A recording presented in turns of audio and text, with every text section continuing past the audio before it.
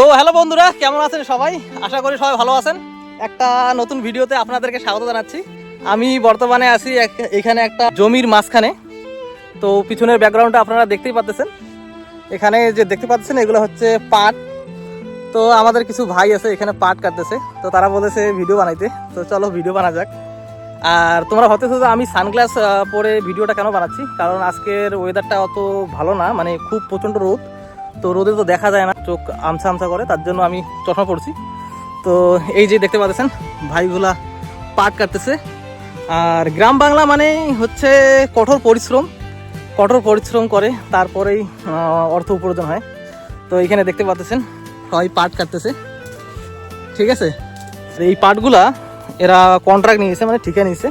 পাটগুলো কাটবে, তারপরে নিয়ে যাবে এবং সেগুলা নদীতে জাগ দিবে। কিছুদিন পর যখন পাটটা পেকে যাবে তারপর এটাকে ধোয়া হবে, মানে ছিলবে, তারপরেই শুকানোর পরে এটা বিক্রি হবে। আর আপনারা ভাবতেছেন যে আমি এখানে কি করতেছি। তো আমি এখানে আসলাম আজকে ছাগলের জন্য পাতা কাটতে। আমাদের যে ছাগলগুলো আছে ওই ছাগলগুলোকে খাবার দিতে হয়, পাতা কাটতে হয়, মানে গাছের অনেক সময় পাতা কেটে দেয়। আর আজকে ভাবলাম যে না, এখানে পাট কাটতেছে, তো পাটের যে পাতাটা আছে এটাও খুব ভালো খায় ছাগল, তো তার জন্য আজকে কাটতে আসলাম এখানে। তো এই ভাইদের সাথে দেখা হইলো এখানে, তো এরা বলতেছে ভিডিও বানাও। তো চলো ভিডিওটা বানা যাক। আর চলো ওদের সাথে জিজ্ঞাসা করি ওদেরকে যে ওরা কত টাকা দিয়ে কন্ট্রাক্ট নিয়েছে আর কিভাবে কাটতেছে আর কি করে এগুলো নিয়ে যাবে। তো চলো তাদের সাথে কথা বলি। তো এই যে এখানে একটা আমাদের ভাই আছে পাট কাটতেছে, তো খুবই সুন্দরভাবে পাট কাটতেছে। দেখেন আপনারা এইভাবে পাট কাটা হয়, তারপরে এটাকে নিয়ে যাওয়া হবে নদীতে, আর নদীতে দাগ দেওয়ার পরে তারপরে ওটাকে ছিলে তারপর শুকানোর পরে বিক্রি করা হয়। তো ভাই আপনার নাম কি? মফিজুল মিয়া। মফিজুল মিয়া। হ্যাঁ। এটা কি ঠিকা নিছেন নাকি? হ্যাঁ, কন্ট্রাক্ট নিয়েছি। কত বিঘা জমি আছে এখানে? এখানে 3 বিঘা জমি আছে। 3 বিঘা না? 3 বিঘা জমি কত টাকা দিয়ে ঠিকা নিয়েছেন?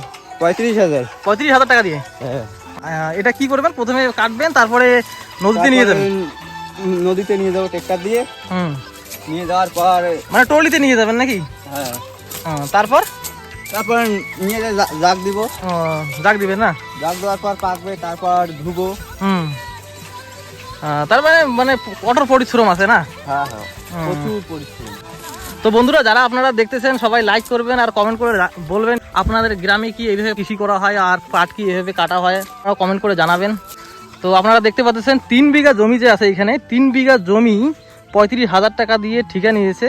আর এই ভাইগুলা এখানে কঠোর পরিশ্রম করতেছে, দেখতে পাচ্ছেন এইভাবে পাট কাটতেছে, তারপর এগুলা ট্রলিতে করে নদীতে নিয়ে যাবে। প্রায় এখান থেকে 3-4 কিলোমিটার দূরে হবে নদী, সেখানে নিয়ে যাবে, তারপরে ওইটাকে জাগ দিবে, তারপরে ওইটাকে কিছুদিন পরে যখন পাট পাকবে তারপরে ওইটাকে ধোয়া হবে, শুকানোর পরে বিক্রি হবে। তো কৃষক প্রচুর পরিশ্রম করে টাকা ইনকাম করে একটা কৃষক। যারা আপনারা দূর দূরান্ত থেকে দেখতেছেন, তো আপনারা অবশ্যই কমেন্ট করে জানাবেন আপনার গ্রামে কি এভাবে পাটের কৃষি করা হয়। ভিডিওটা দেখার জন্য অসংখ্য ধন্যবাদ। সবাই লাইক করবেন, শেয়ার করবেন।